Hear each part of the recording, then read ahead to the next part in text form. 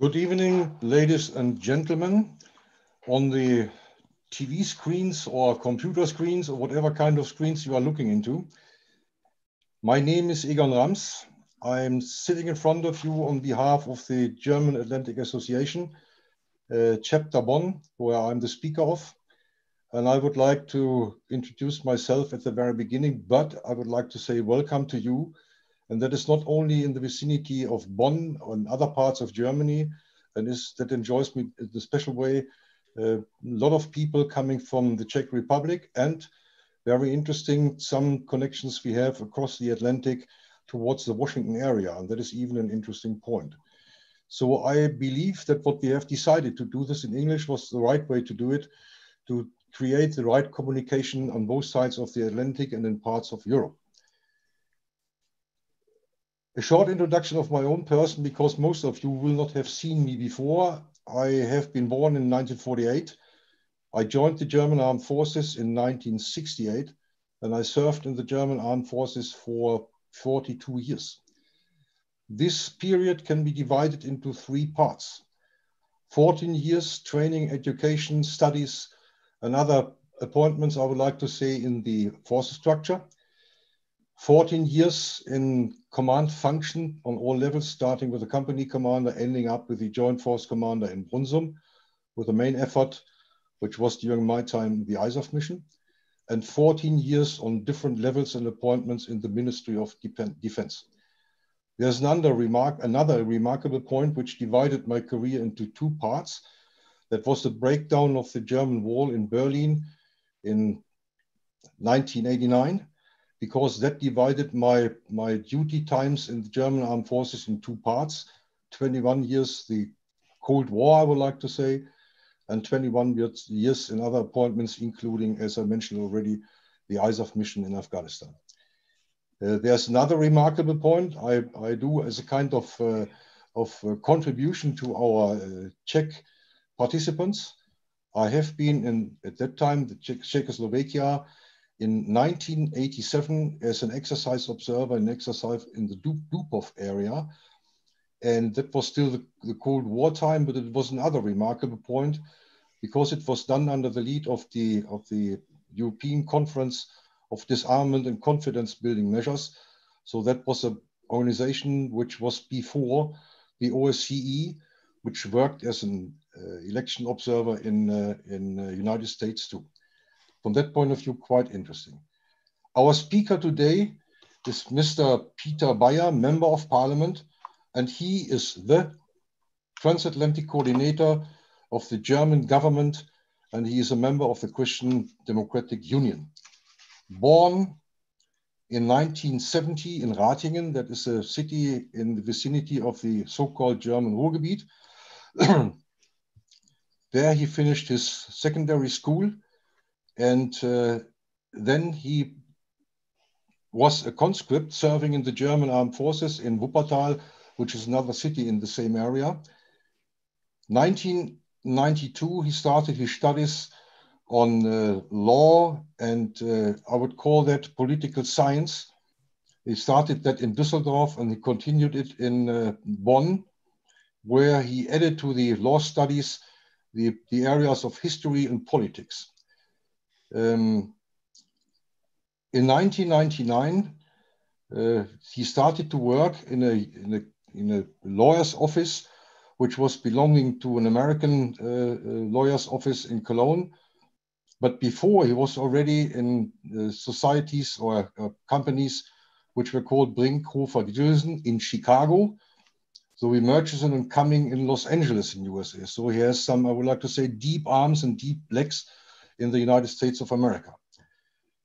2000, he started a postgraduate studies in the University of Virginia, which he concluded with a Master of Law. And then he worked in his own office as a lawyer for special areas for, I would like to say, any kind of innovations and things where you need the permission of official offices, that you can only use that for your own purposes, which we call in Germany Patentanwalt. After that time, or parallel of that, he started his career in the Christian Democratic Unit in 1996. He worked through the ranks, I would like to say, in the community level parliament, in the parliament of the so-called district, and in the general elections in September 2009, he was a candidate for the Christian Democratic Unit in the Mettmann, that is a city, another city in that area, northern part, and he was directly elected in this area into the German Bundestag. And by that, he was the first Christian Democrat Union representative who was directly elected in that area. This is, I believe, a very important point. He is somebody who is very experienced with regard to transatlantic relationships. And in that area, as member of parliament, member of the Foreign Committee, he is since 2018 the transatlantic coordinator of the German government for these purposes. And I believe that especially in these times, a very important task and mission, which may take influence on the further development between Germany, Europe, and the United States. If you look today to the websites of some newspapers, you may identify that we are still not completely sure what the final result of the US elections will be, and I do not believe that they will be announced by the official committee during the next days. If you look to newspapers in the United States, you can identify that there are a lot who say that Joe Biden has got 290 votes or electors. And in Germany, some newspapers are still dealing with 279. This shows that the elections, the presidential elections, I'm not talking about the House or the Senate, that the presidential elections have not been finally concluded and that there's still something ongoing. And if I say that, I'm not talking about that, what will be possibly going to happen in courts, maybe on the state level or maybe on the United States level, where the still acting president, I have to say, Mr. Trump is trying to fight or continue the battle for the win of these elections, where most of the experts say that is done and Joe Biden will be the future president. From my perception, it is sometimes difficult to understand what is going on within the different states of the United States of America, and that we have different law within the states, but the first responsibility to declare how many electors will go to the respective assembly to vote for Joe Biden or for Donald Trump, that is something which lies in the decision area of the respective states. I believe that is an important point. We have 50 states in the United States, and we have some, I would like to say 7 to 10, which are those who have, at least at the end, decided that what has happened during the last 1.5 weeks, 1 week today, 1 week the election have gone, and we still do not have the final result. So I trust in Peter Bayer, the transatlantic coordinator, that he is able to bring some more light into our knowledge. And if there is an interest to talk a little bit about political developments, then it will give a possibility to do that during the session too. Mr. Bayer, the floor is yours. Thank you very much, Egon Rams, and transatlantic friends, I should say, on both sides of the Atlantic, since I know some of you are here in Germany, some are in the Czech Republic, and even some of us are sitting in Washington, D.C. So I wave a hello across the Atlantic to all of you. Thanks for the invitation. Thanks for the association for setting this up for your interest. It's a wonderful organization. The role of organizations like yours is, has an increasing importance now. So General Rams was kind enough to say now the position of the transatlantic coordinator becomes more and more important, but it's only part of the truth. There are so many contributing to the transatlantic friendship, and one of that is certainly this association, which is really super important. So with this having said, I would like to start, if I may, with some introductory remarks to the role of the, some general remarks regarding the role of the coordinator within the German government. And then I jump right into the some of the topics, both having to do with the elections. What can we expect? What do you think? What will the transatlantic relations look like in the future? and also some other remarks that I would like to share with you, and then I'm happy to looking forward to the discussion. So the position of transatlantic coordinator was created in the year 1982, and it was a woman, a lady, first occupying this position, called Hildegard Hambrücher. She was the first one to occupy this position, but she was the last one. So only guys around this time, I'm afraid. And in the course of the time, transatlantic relations have changed, have developed, and reflecting that, the role of the transatlantic coordinator changed. It is a position located in the Federal Foreign Office, in the Auswärtiges Amt in Berlin. And, there was a time when one coordinator, Carsten Vogt of the SPD, was, having this position for a period of a whole decade, for 10 years, and doing this as his main job. So that was different to now. My main job, by definition, is representing the people, the voters, my folks back home in my district in North Rhine-Westphalia, and as a parliamentarian for 11 years now. And since April 2018, I have this additional government job as a transatlantic coordinator. But de facto, it's like that. It occupies like 70, 80% of what I'm doing. Because there's an overlap of what my responsibilities are in Berlin, in the parliament, in the Bundestag, with my job in the government. For 11 years, I have already been the main rapporteur for transatlantic relations in the Foreign Relations Committee in the Bundestag. So that is a continuation, so to speak. So, we have seen the elections, and as the general quite rightly pointed out, it's not formal over yet. Not because of the various tweets that are still, Donald Trump is still pounding out and tweeting. And I just read something like, again, we will win in all caps. So I don't know. So I think it will be up to the courts of law to decide that. It's unfortunate that, it is like that, but it's the system, and we have to accept this. I am a foreigner observing this from the other side of the big pond, like most of you joining us today on this video conference.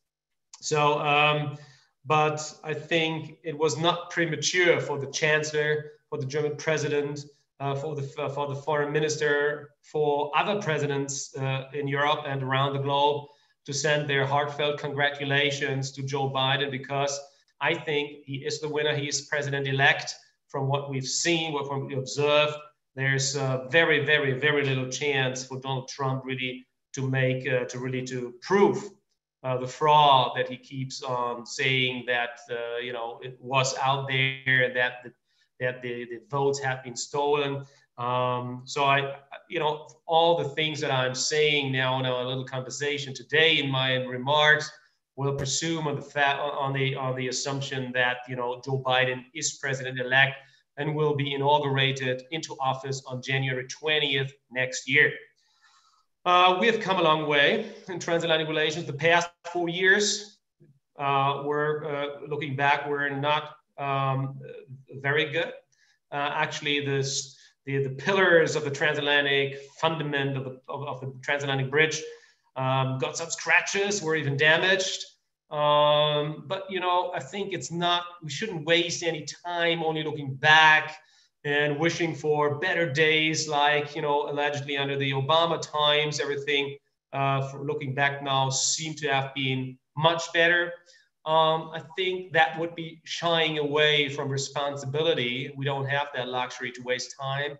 I think it's a super good chance exactly now as we speak in the so-called lame duck period in between the election day and inauguration day in 2.5 months time from now, a good chance to rewrite transatlantic relations. What do we expect from future transatlantic relations?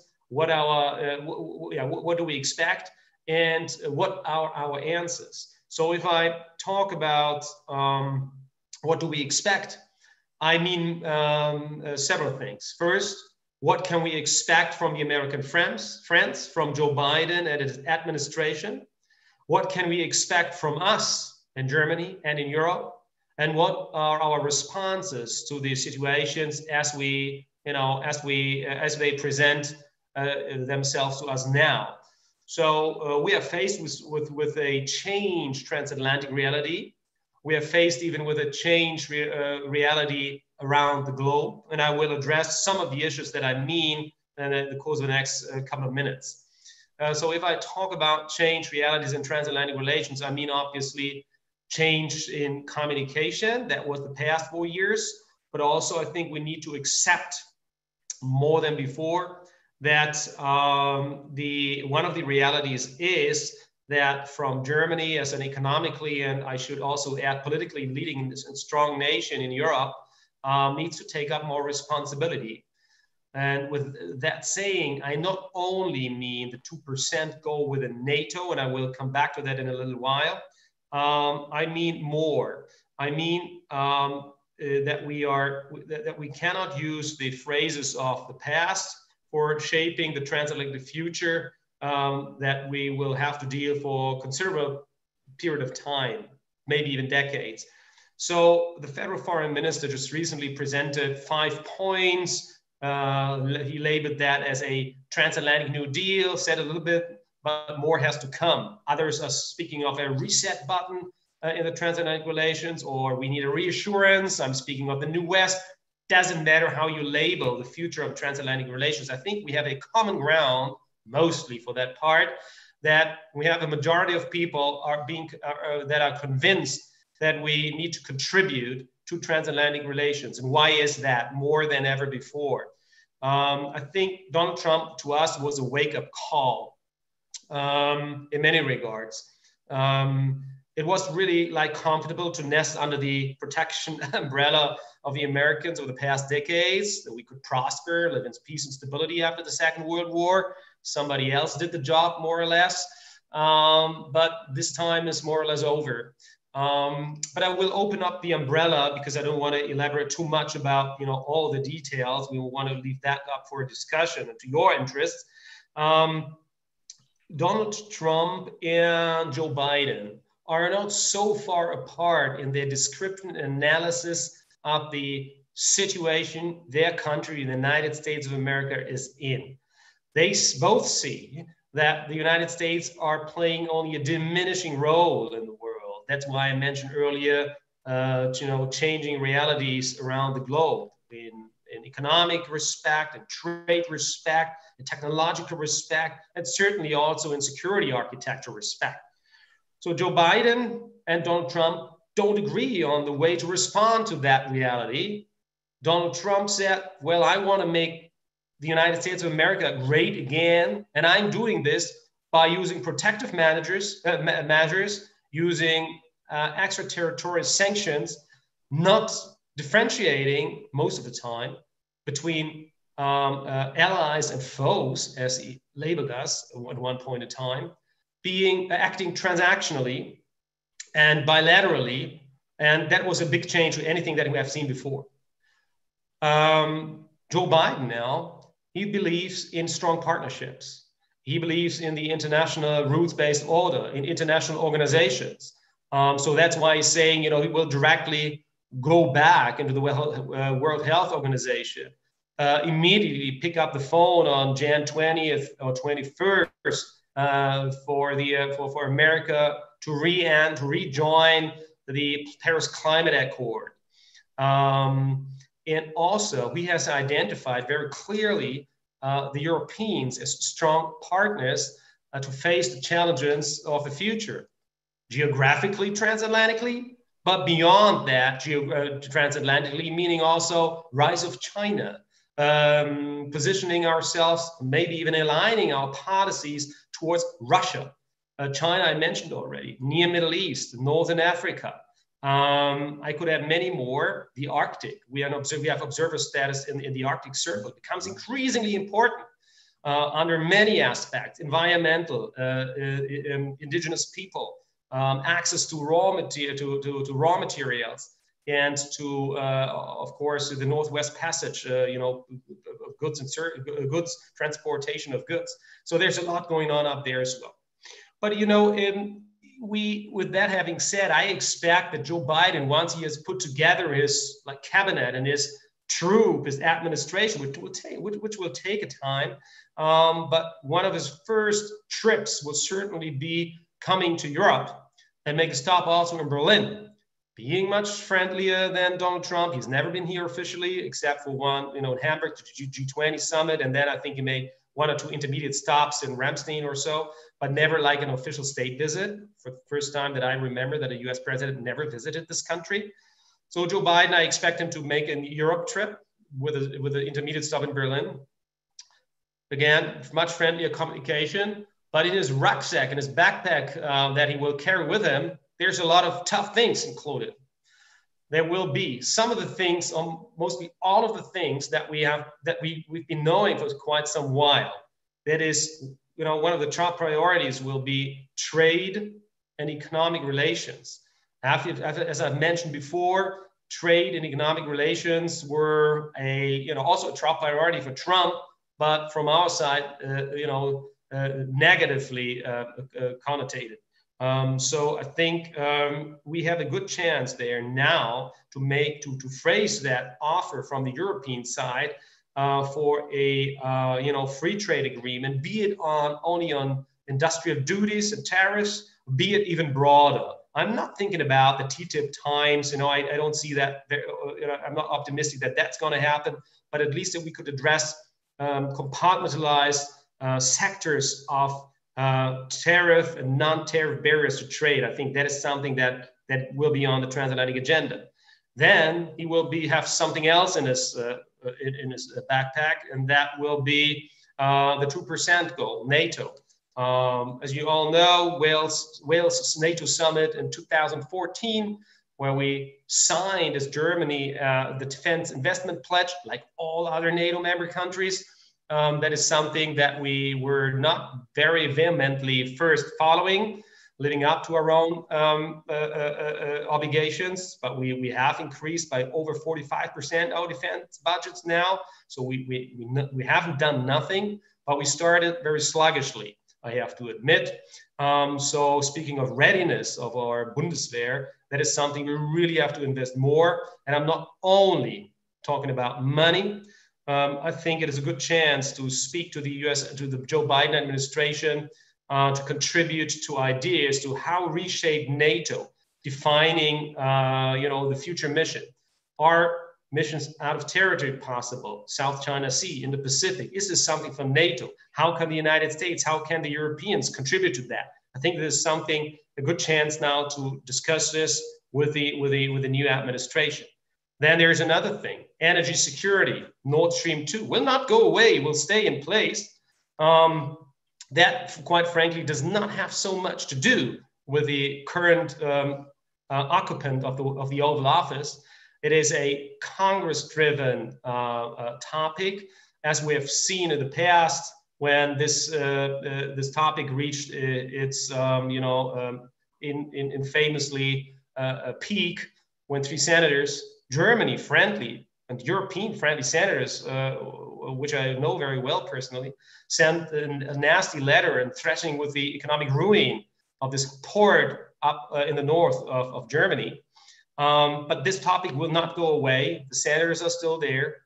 It has to do with Russia, with energy security, also with liquefied natural gas. So that topic will also remain in place. So we have trade economy, we have NATO and security, 2%. We have energy security, Nord Stream 2. Easier, I think, is something we could address where we are really aligned in where our interests are with the Americans is JCPOA, the Vienna nuclear deal with concerning the nuclear program of Iran. Even under Donald Trump, the other signatories, France, Great Britain, and Germany to this agreement. We also think it was not flawless, but whereas Donald Trump unilaterally withdraw from that agreement and by that weakening it, the negotiation position, we still believe that we should broaden the scope based upon, built on the thing that we have. So expanding the malign regional behavior, the threat of the sheer existence of the state of Israel, the missile program, and so on. That is something exactly what Donald Trump wanted to achieve, but in a different, on a different path, maximum pressure and so on. That is something I think where we could more easily negotiate something new with the Biden administration.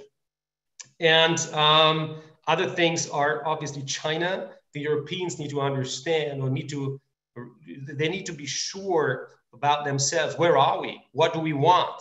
What I can say for sure is there cannot be a completely decoupling of the Europeans from China. That cannot be. I don't see that going to happen. If you talk to the CEOs of BMW or Siemens and so on, you know, they would have to file for bankruptcy if they wouldn't have the Chinese market currently. And there are hundreds and hundreds of thousands of Germans jobs at stake. That is important. We're not shouldn't turn a blind eye on that. We need them. But, you know, we have to understand where's China important for us? Where do we, you know, do we want to give in to the pressure that China is also putting on us? Speaking of 5G, Huawei, I'm very critical on that point. I think we should exclude them. So that's why it's really, really sad that still we haven't made the cabinet, the government has not yet made a cabinet decision and passed it over to the parliament so that we can actually debate in public about that issue. It's postponed now for over a year, 1.5 years. So we need to make a decision. Otherwise, we will lose ground. If you look around in Europe, I received a report today again that other European member countries, governments like France, for instance, are excluding the Chinese. Germany is isolating itself here because more and more are seeing that because of our own security interests that we have for our own citizens in our respective countries, we need to do something here and be a partner for the Americans. Joe Biden will remain to be tough on China in trade, on 5G. So I think what we can think of is a new West in the form of a value community, so to speak. And we need to reassure ourselves that is the very fundament that binds us together, on which we can really be strong and do things together. And so climate change is also another thing that we can talk about. So I don't want to get too much into the details. It's important to have not a long vacancy with regard to the highest representative of the new U.S. administration in Germany. Speaking of a new U.S. ambassador, the last U.S. ambassador, Rick Grinnell, is gone for quite a while already. Came only into office 14 months of vacancy. After 14 months of vacancy, he took office like 2 or 3 months after I was appointed coordinator. So I had a lot to do with him, frequent exchange. He had his top priority points there, never changed, never moved in one direction, important points, but was never really prepared to really talk about that, really showing a serious interest to bring things forward. He wanted to build, say, this is our interest, move, go ahead, make a decision like we want that. That is not how you treat allies. And so I don't know, it's important. We will see who will come to Berlin. And maybe some last remarks to the elections. As I pointed out earlier, I think General Rams is exactly right.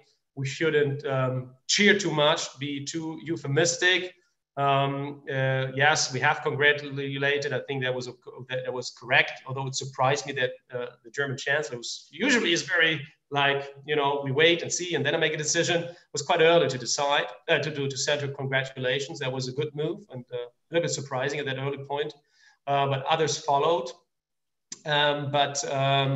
We are, out of respect for the electoral system in the United States of America, we should really not cheer too much until the final decision is there. It's a little bit difficult to balance that thing, because now already I myself, together with my team, we're trying to figure out who might be the next, foreign minister, USTR, defense minister, and so on. Some names. There's a lot of speculations. We're trying to reach out to the Biden team, which is difficult because over the past 6 months or so, even longer, we were actually they were not allowed to really to talk to us because of this Russian collusion thing in 2016. I think they even have implemented a law that maybe it was out there before, that there cannot be direct contacts with active foreign politicians like ourselves. But this is changing now a little bit, but we have to be really careful there.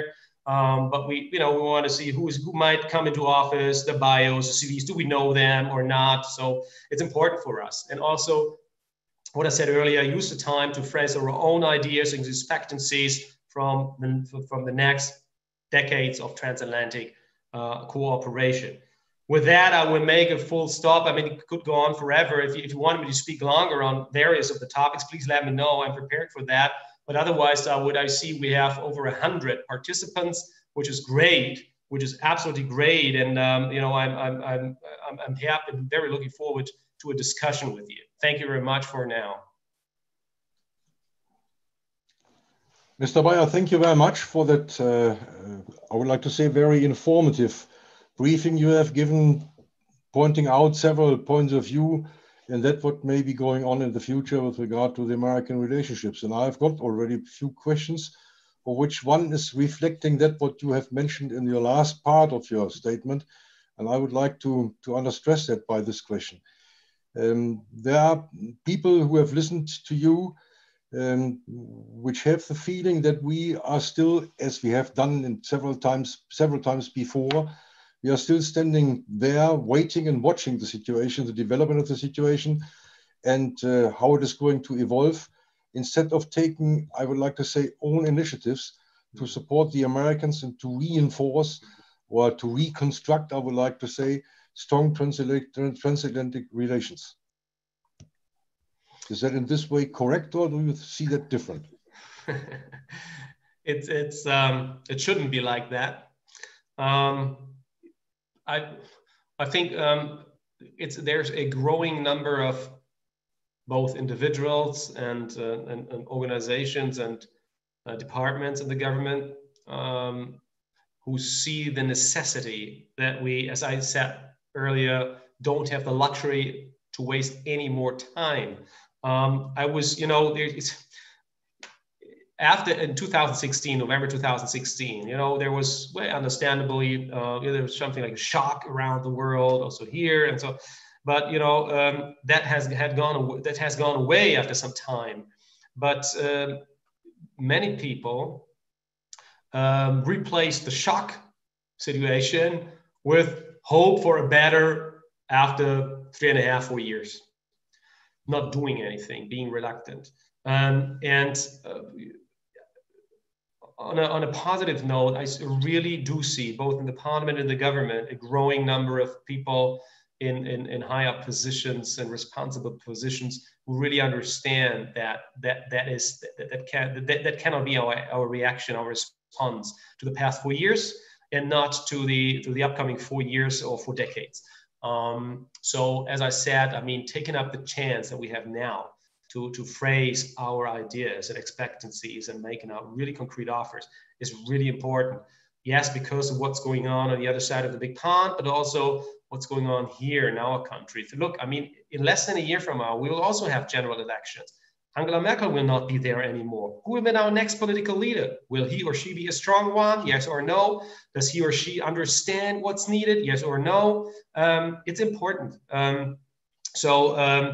We don't have that time. I'm afraid we have to say that like our federal foreign minister Heiko Maas is not in a very comfortable position.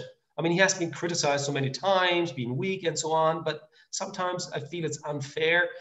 He's made these 5 points offer of. He presented 5 points for a New Deal and transatlantic relations. As I said earlier, there needs to come more, some more flesh to the bone. But it shows that he has some ideas. And I know that the Foreign Office is working on that very intensely and also already has some good ideas there. But why I said he's not in a not very comfortable situation is because his group chairman in the Bundestag or coalition partner has, as a reaction to Donald Trump and to the elections, has said we need to move away. We have to unbundle, or decouple even ourselves from the Americans. That is so wrong. That is so wrong. So I think there's also some friction within the own political party here, and that doesn't help. All what we're talking now, all that we're talking about now, that we need to do more. I hope that real politics, meaning coalition compromises and coalition government work in Berlin, that is not an obstacle to deliver. I hope so. I mean, there is certainly some friction. We have to figure that out. This is democracy. But going away, this very bold statement that he did, going away from the Americans, is it is irresponsible. I mean, of course, we need to talk about and think about sovereignties in various fields in Europe. As you know, digital sovereignty is underway. The project Gaia X, for example, which we're building, in short, small steps up a sovereignty, so to speak, with regard to a common European defense policy. I know it's only first steps, PESCO, European Defense Fund, for example, and all these things. But I think, yes, that also needs to be done. But we also need strong partners. We need the Americans. The American needs increasingly us. So that is something that we need to understand more. And again, it's our responsibility. We need to deliver. And one final remark that is important to me before I forget to mention that.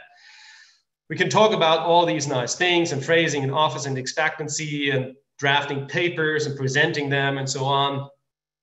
It doesn't help if we don't reshape the way our German government is working, is organized. The way the German government is structured, organized, and this modus operandi goes back to the times of Konrad Adenauer, like many decades ago, and has been adjusted only marginally 2 or 3 or 4 times, very marginally. So if we want to really address these changed transatlantic realities, changed global realities, we need to coordinate German foreign politics, German defense politics, economic cooperation, and there's also a lot of competition between the Chancellery and the Foreign Office. How we need to coordinate that. So that's why I'm sometimes speaking publicly about the National Security Council, not a copy exact from America. That's not possible here. But look to the Brits or to the French government. They have something like the Secretary General for that stuff. So coordinating body with competence and authority and financial funds who coordinate so that we can really streamline German politics and really be able to deliver. Otherwise, I think if the words on the paper are written for the future, but the way we work in the government are modus operandi of the past, it's not going to work. Thank you very much. I have 2 questions on my screen, which are, I would like to say, dealing with the same subject, but at different levels. The first one deals with the question, what can we do to overcome, I would like to say, this division we have for the time being between the United States on one side and some Western societies on the other side. And the second question, aiming in the same direction, but now looking in the interior of the United States, is there any possibility that Germany or Europe is able to provide support to the Americans to overcome that division the Americans have by being at 50% roundabout for the Republicans and 50% for the Democrats? So that wall or that trench we have seen during the last days depicted very often in the public television. Yeah, thank you very much for this very important question. So two divisions across the Atlantic and one domestically in the United States. Let me start with the latter one.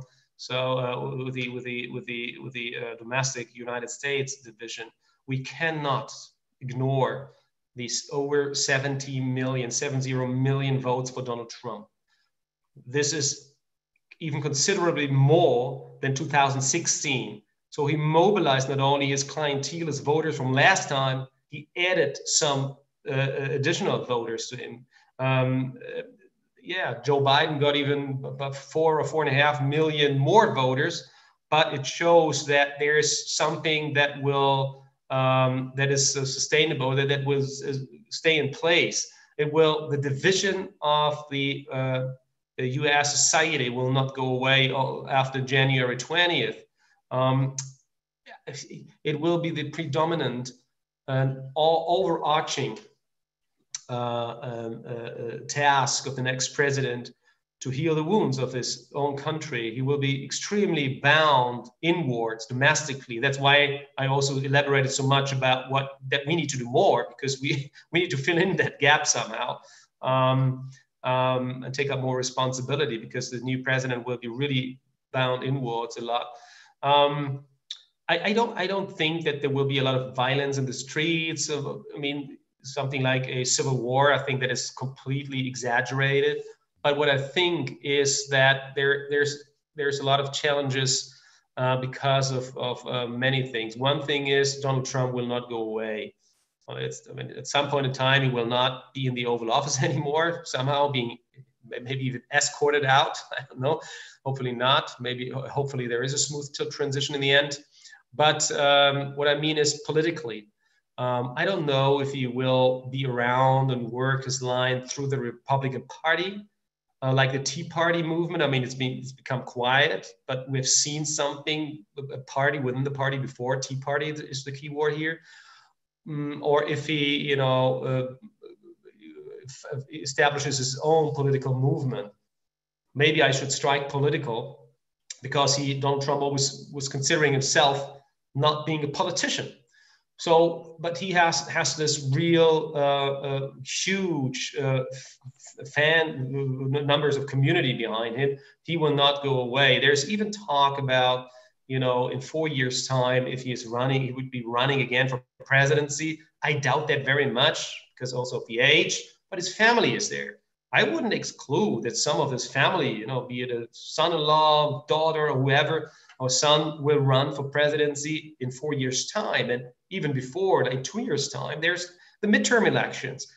He will keep the fire burning until, the midterm elections, until the presidential elections in 2 and in 4 years' time. So the division, to overcome the division within the United States of America, will be extremely difficult. It starts with the language, and Joe Biden has done a pretty good job so far, saying there is no blue or red states. I be the president of all of the American people. Mm-hmm.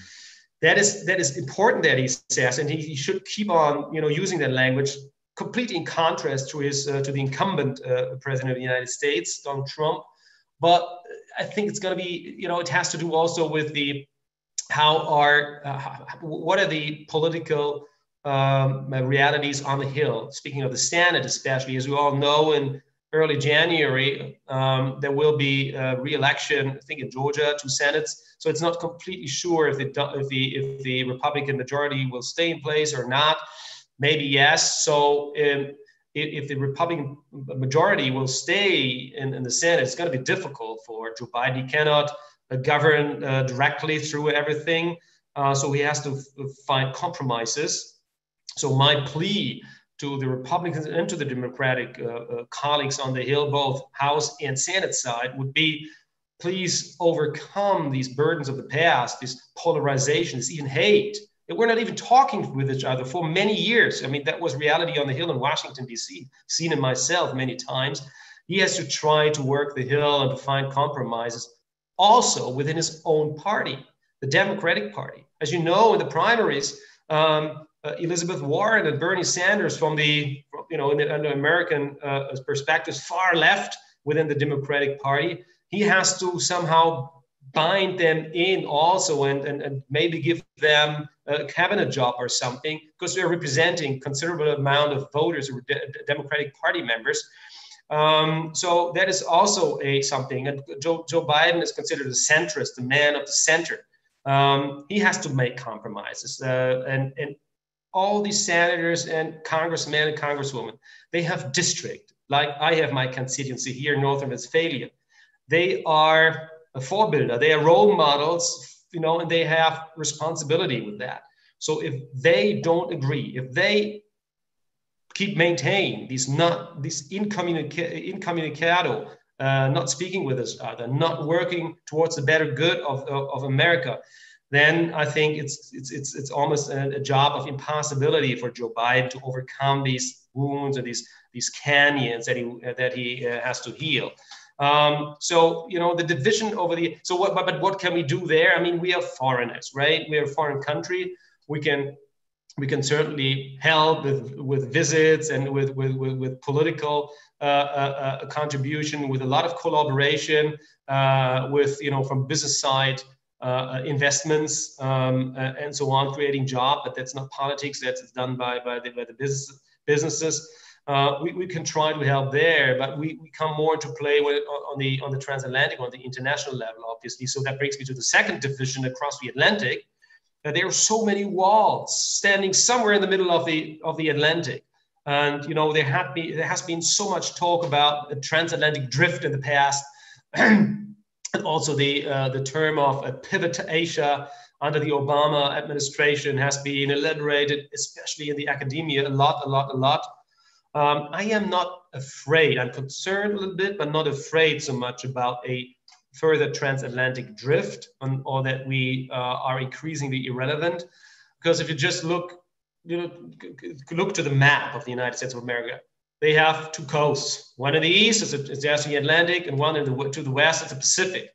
So the United States of America have always been an Atlantic and a Pacific nation. But reality also is that the USA, as they stand today, were created by immigrants coming from Europe. That is the European role in the composition of civil society in the United States is diminishing. So I don't have forgotten the year, but not so many years from now, those who go have roots in Europe will be the minority. There will be a lot of Asians, Hispanics, people of color, and that will be mirrored on the Hill, in the Senate and in the House. You can start seeing this already. And these colleagues in Senate and the House are not thinking early in the morning when they wake up about, oh, what about transatlantic things? How I have to call up Europeans.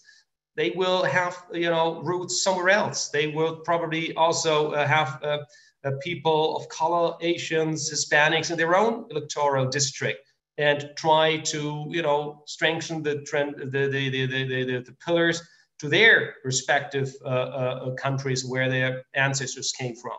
So it's the question was, how can we contribute to overcome that division? Very pragmatic. Trade, do away with the sanctions, do away with the tariffs and non-tariff barriers to trade, negotiate free trade, brings us together more easy. But this is on the business side. It helps. But we need to be more present in the country, in the land side, in the rural area.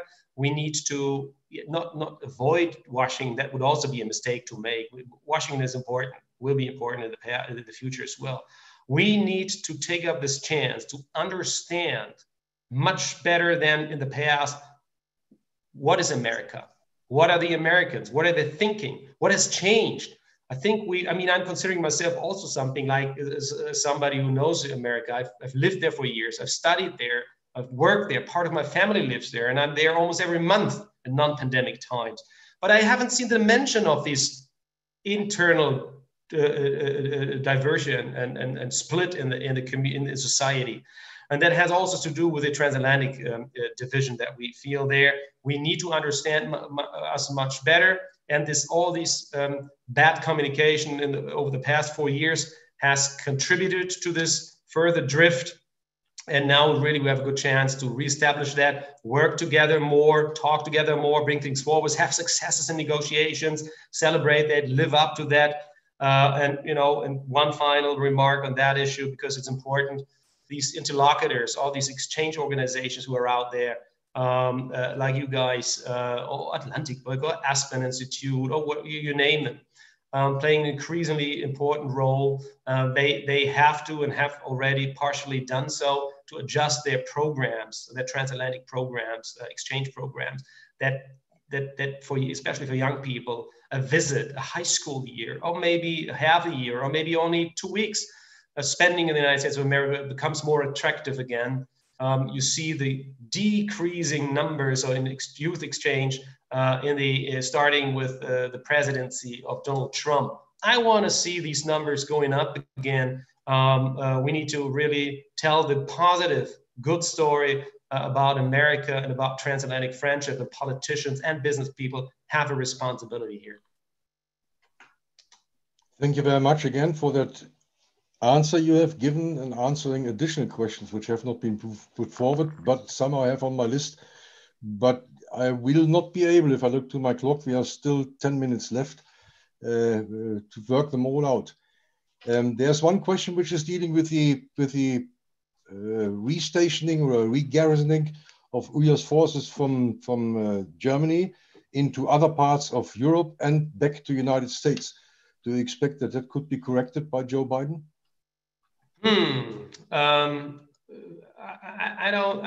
I don't think that he will overrule the decision of his then predecessor. I don't think so. Several things to that point. August last year, then U.S. Ambassador to Germany, Rick Grenell, already spoke a little bit, was threatening a little bit about a unilateral withdrawal of U.S. troops. No, but we didn't take it really seriously, gone away, no talk about that. Then several months ago, a Wall Street Journal article announced, troops reduction in U.S. troops reduction in Germany. And then we worked the lines. Our German ambassador called up Bob O'Brien, the national security advisor, and AKK, our defense minister, with his gun. No answer. Said, yeah, you don't have time. No, maybe in the evening call again. No answer for a whole week. That was really how you treat a foe, not an ally. But I don't think it will be one of the top priorities for Joe Biden, thinking about that decision. But as bad as this decision is, I think it doesn't hurt as we speak and for some time to come.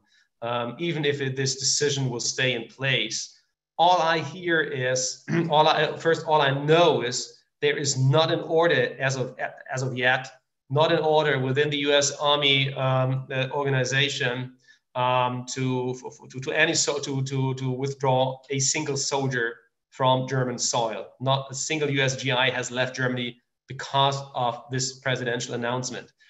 Mark Esper has been fired. I don't know for that reason. I mean, he was not very much standing behind that decision of his president.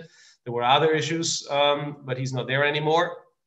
My information this very morning from very, very high up in the German defense ministry was, because I should say there were some rumors that Mark Esper was due to visit Germany to exactly talk about withdrawal of US troops from Germany during the next several days. That were fake news. It were only rumors, was not true. And I was given the information that it was not serious talk about that anymore anyway. Nobody expected that to happen anytime soon, even under Donald Trump. So he's gone, and it's not a top priority for his successor, Joe Biden. What I think we should, I think I mentioned that before, we might want to take up that decision and thinking about in general, a broader scope within the whole NATO organization of redefining our interests and our way we're structured and organized. So I don't think that will be vehemently follow this decision. So the answer is yes, formally might stay in place, but no, the US soldiers will stay where they are. Thank you very much. Do you see any possibilities for the European Union and Germany, maybe NATO including, to provide support with regard to the situation in the Pacific area, South China Sea, and some other areas to reinforce the countries there which may be threatened by China? You know, I'm not a defense expert, so I don't know about our capabilities. I think it's a political decision. I think AKK, our defense minister, once mentioned that last year or so that it might be a good idea to send a vessel to the South China Sea to be present there. I would refrain from unilateral decisions. I would never do anything without the coordination of our NATO allies, especially of the United States of America. So I wouldn't exclude it. I think it could be a good idea, but only in close coordination with the American friends.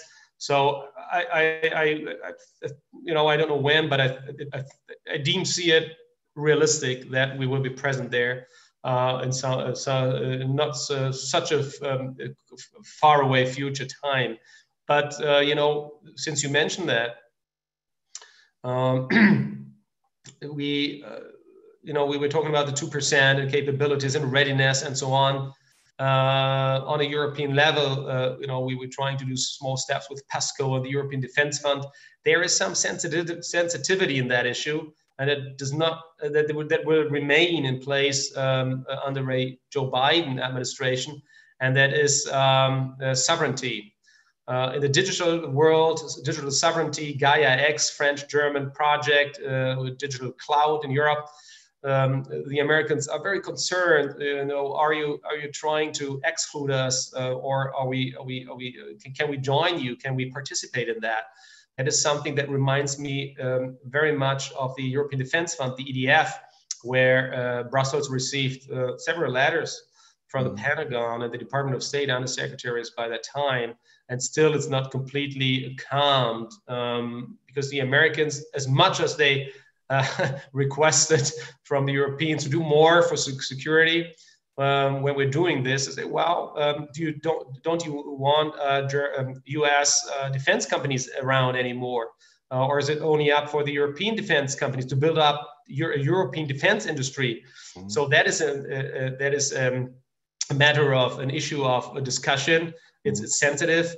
The Americans are really concerned, even that this phrase that we always use, strengthening. It's about strengthening the European pillar of NATO. That there's only a disguise for excluding the Americans. I think we should not exclude them, and nobody really wants to exclude them, neither at Gaia X nor at EDF. But we have to really be transparent there and really also communicate more with the American friends here. Could it be possible that Germany or Europe in this case, I would like to say, has a certain obligation to take care for the freedom of shipment around the world, because we, Germany, for example, are depending on world trade, because we're an export nation and we need the imports of resources and something like that. So from that point of view, simply to withdraw from that area, if I'm talking about the Strait of Malacca or other areas quite close to China, that from my point of view would be a wrong way to go. Yeah. Well, I don't know exactly about the region in the Indo-Pacific, as I mentioned earlier, what we can do or not. Let me give you an example somewhere else. It's a Strait of Hormuz. You remember, we're close to Iran, the attacks on oil tankers and everything. That was absolutely Strait of Hormuz. That is really a political decision to be made. There was this demand by the United States of America that the Europeans should send the vessels, and that was a hot political debate. We didn't do that. There were some arguments pro, some against that. We obviously have an interest in the stability of energy security, and also with regard to trade. We as an export nation, we live from that. So secure passage and the freedom of shipment is something that we have really an overwhelming interest in. And at one point in the future, I think we need to do more there. So, but I don't know when that will be. Really, a lot of things. Well, one thing is, as I mentioned several times before, readiness and capabilities and so on. But also, I think even the greater problem is political will. We have the way the German so-called grand coalition government is composed currently, it's not very likely that is going to happen. And the conservative parties are more in favor of doing more. The coalition partner, part of them, yes, but some are not so convinced. So, I mean, this democracy again, but I think that really the larger problem we have to overcome is making political decisions, but based on a common political will. It's a give and take always within a coalition government, but I don't see this anytime happening soon, given the fact that next year we will have a general election year here in Germany. Again, be reminded, please, that the German Chancellor, a year from now, if we have that conversation like tonight, she'll be gone from the German Chancellery. Mm-hmm. It brings changes. If I look to my clock, I would like to give one last, I would like to say 3 questions, which I try to connect because they all are dealing with 5G. What I did not know, I do not know whether you have that knowledge, is that in the Czech Republic, and we have participants from the Czech Republic, as far as the 5G net is built by T-Mobile, it is built with, I would like to say, instruments and facilities provided by Huawei. As far as it is built by O2, Huawei is excluded. That is the first part.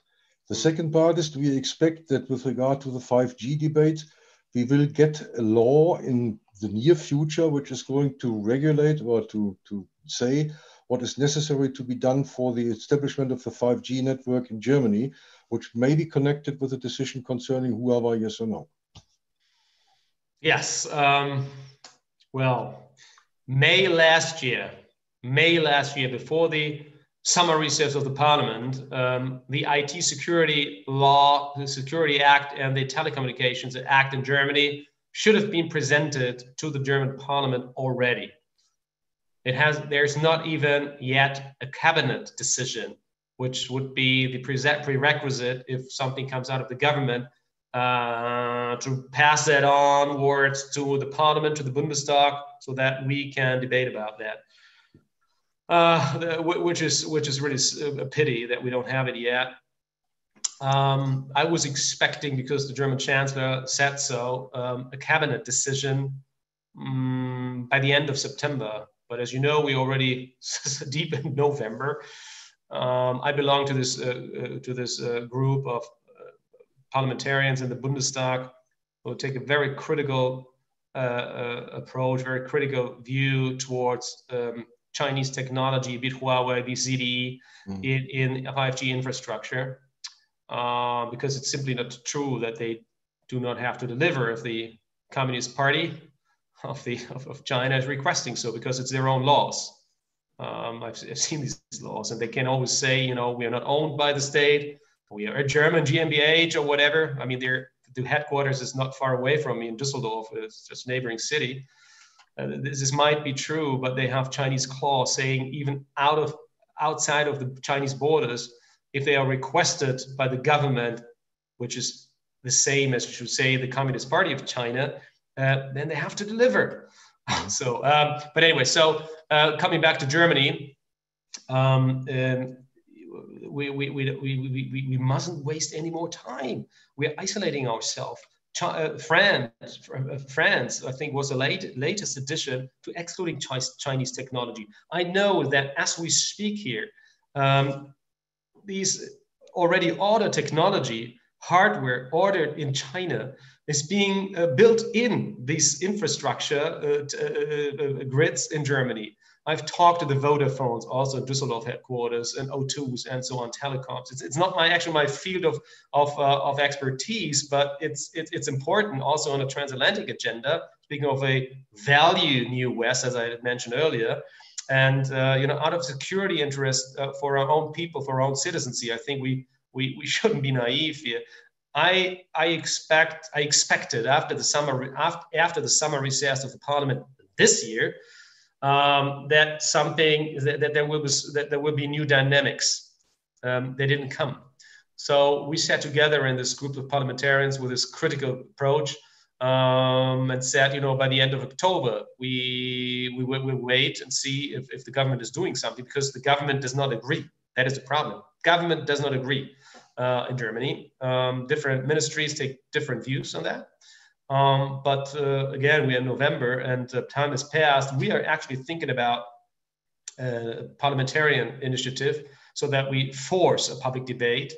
I don't want that really. It's counter to my own government. I mean, I'm a part of the government somehow, and it's my party. And I love Angela Merkel, but we need to act within this term. I mean, it's still a year. We need to make the decision. Otherwise, we will lose ground and be not a reliable partner for the United States of America. I think that would be also an addition to this backpack of Joe Biden when he comes to Germany and visits us. I think he will address that issue if we should we not have a decision made there yet. It's a political decision. It's important security interest for our own citizens here. Thank you very much. Thank you very much for the engagement you have shown. Thank you very much for, I would like to call that the open answering you have done with regard to the questions that have been brought forward.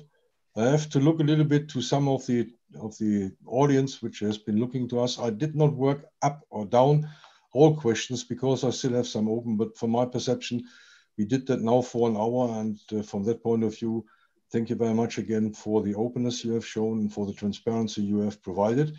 And I believe that kind of discussions is something which is necessary to take the inhabitants of our country and the Czech Republic and other democratic countries into the democratic decision-making processes to let them participate in that.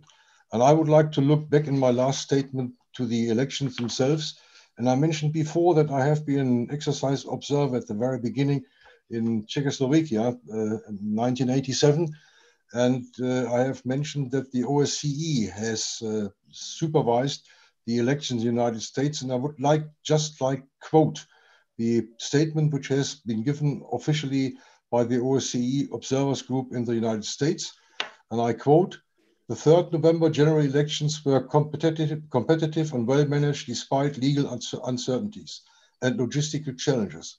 In a highly polarized political environment, acrimonious campaign rhetoric fueled tensions.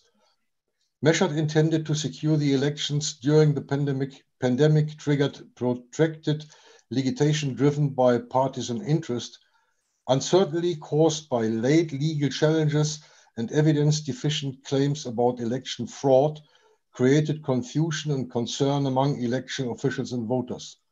Voter registration and identification rules in some states are unduly restrictive for certain groups of citizens.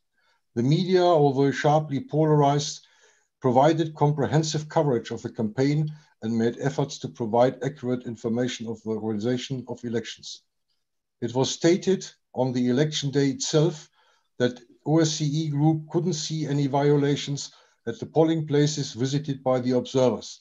The task force also found nothing untoward while observing the handling of mail-in ballots of post offices, with Gajek being quoted as saying that we feel that allegations of systematic wrongdoing in these elections have no solid ground and that the system has held up well.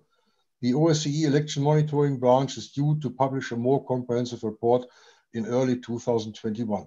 But that in overall aspects is, from my point of view, a very good assessment of that what has happened during the elections, and that some of the things which may be ongoing during the next 2.5 months or 2 months or 1.5 months are things which are, from my point of view, not necessary. Thank you very much for your engagement, and thank you very much to the audience which has listened to us wherever you are. It was a great pleasure to have you with us, and I wish you all a nice day and a good week. And because we have a pandemic around the world, stay healthy. Thank you very much, General. Thanks to the audience, and stay healthy. All the best. See you around. Thank you. Goodbye.